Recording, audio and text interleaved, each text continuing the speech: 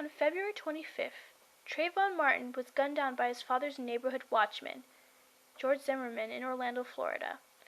Martin was only 17 years old. He was unarmed, coming back from getting Skittles and iced tea from the store.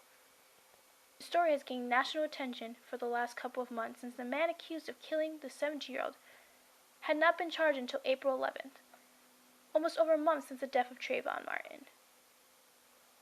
Zimmerman was charged with second-degree murder. Here at Purchase College, students held RAW, a safe space discussion about racism and Trayvon Martin, on Thursday, April 12th in Southside. Modeled after Take Back the Night, RAW was supposed to feature slam poetry and choral pleasure was originally supposed to perform, but it ended up into a long group discussion about racism and what it means to be black in America from people's personal accounts. That's taken aback and stuff like that. But once everyone sat next to each other and things, it became much more of a safe space. That's true. That's how I feel. At first, I felt like it was a battle between the races. It really did. And then when we broke up and everyone sat down and more people became vocal, it felt really like a safe space. And that's what we need to be able to discuss these things without it ending in riot or shooting or I hate you or I just...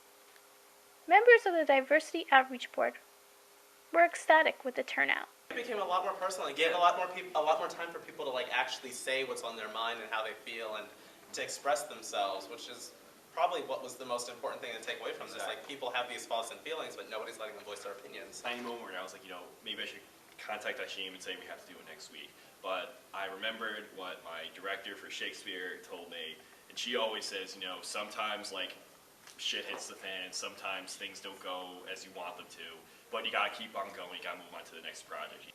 As the story gains more attention, more information has been produced that makes this an even sadder story.